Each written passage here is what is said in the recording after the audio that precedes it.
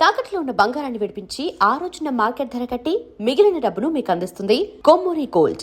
సరే ఇది లాభం లేదని హైదరాబాద్లో ఉన్న 2 సిటీస్ ఉన్న ఆర్కెస్ట్రాస్ అన్నీ నాకు బాగా ఫ్రెండ్లీగా ఉండేవాళ్ళు.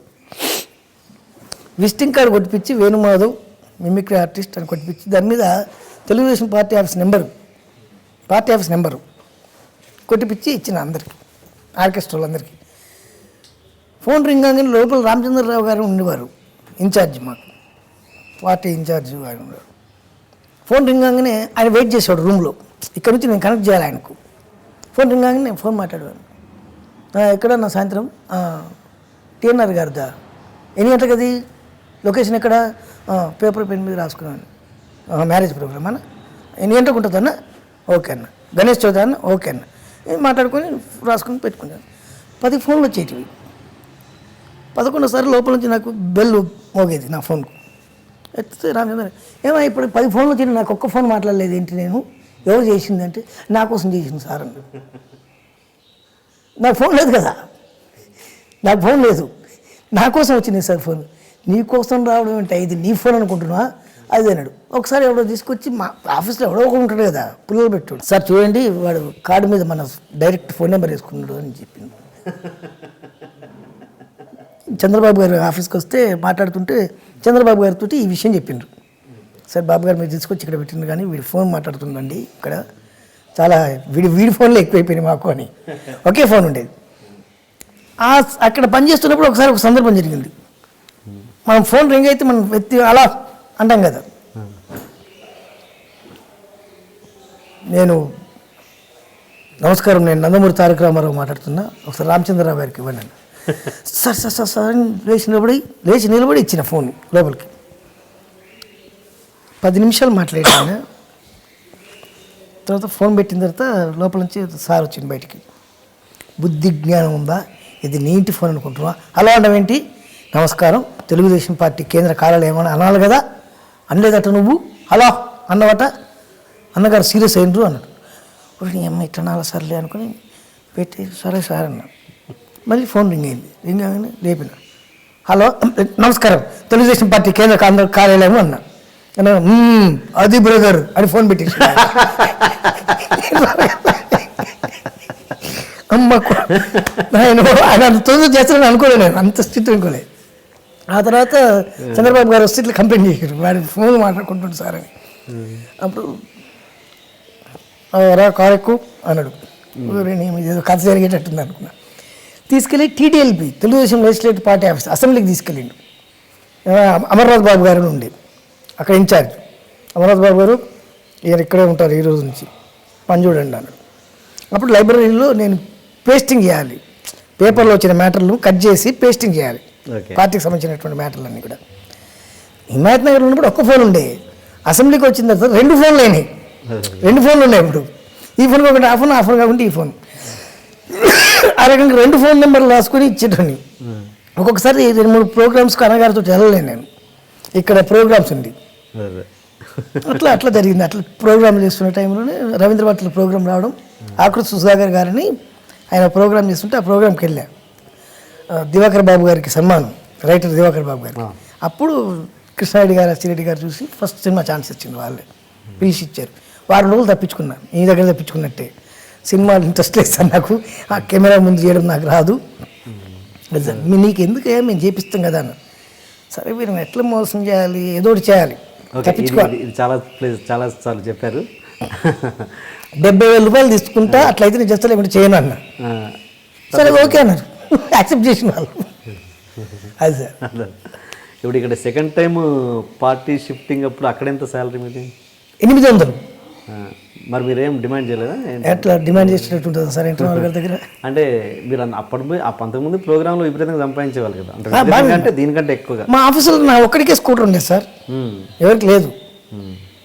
కానీ అనేది మరి అక్కడ అంత వస్తుందండి, ఇక్కడ నాకు ఇంత తక్కువ అని ఎప్పుడన్నా లేదా? మరి నేను దాని తక్కువ గురించి ఆలోచించలే కదా, నాకు 2 ఫోన్లు ఉన్నాయి ఇక్కడ.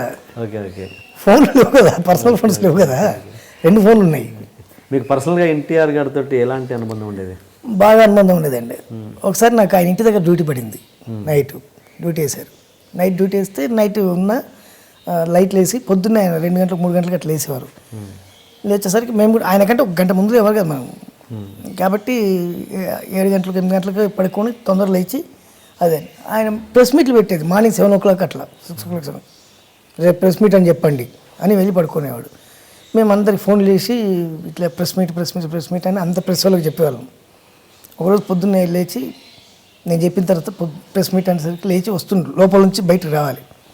వస్తూ సందులో చూసాడు, ప్రెస్ మీట్ క్యాన్సిల్ అని చెప్పండి అన్నాడు. ప్రెస్ వాళ్ళు అందరూ వచ్చినారు మార్నింగ్. ప్రెస్ మీట్ క్యాన్సిల్ అంటూ వణుకు వస్తుంది నాకు. సార్ ప్రెస్ మీట్ క్యాన్సిల్ అన్నారండి అన్నగారు. ఎందుకే మరి చెప్పడం ప్రెస్ మీట్ అని అదే నిజాన్ని బాగా చెప్తుందో నన్ను ఏదో 2-3 మాట్లాడినారు. సరే ఎట్టో వెళ్ళిపోయిండ్రు. రాత్రి డ్యూటీలో ఉంది ఎవరో వారిని పిలవండి అన్నాడు. వారిని నేను వెళ్ళా. అన్నగారు నువ్వేనా రాత్రి డ్యూటీలో ఉందన్నాడు. అవును. ఆ లైట్ ఎందుకు వెలుగుతుంది అన్నాడు. నైట్ 3 గంటలకు లేచినప్పుడు లైట్ వేస్తాం కదా సార్, ఆ లైట్ వెలుగుతుంది.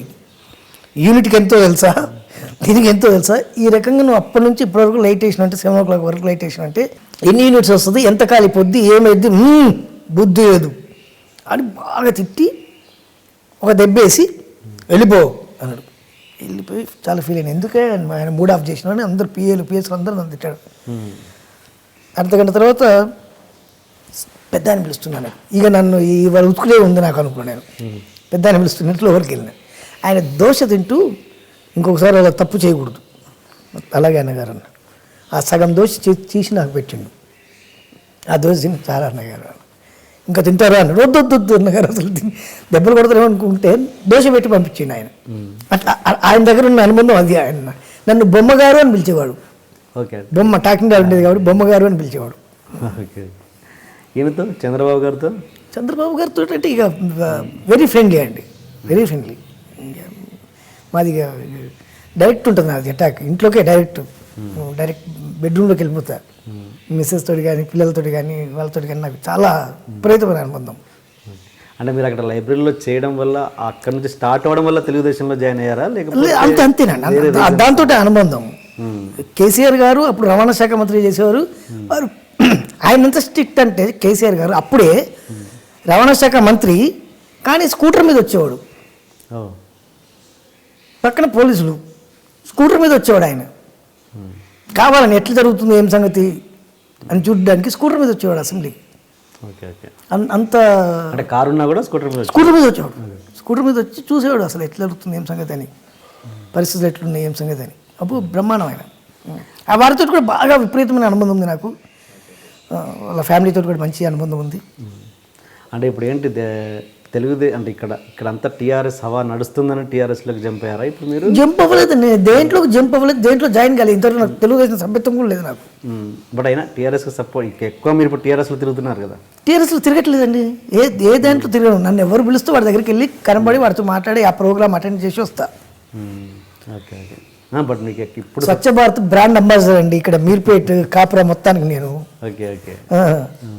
సత్సంబంధాలు ఉన్నాయి మాత్రం టీఆర్ఎస్ లీడర్స్ తోటే ఎక్కువగా ఉన్నాయి ఇప్పుడు.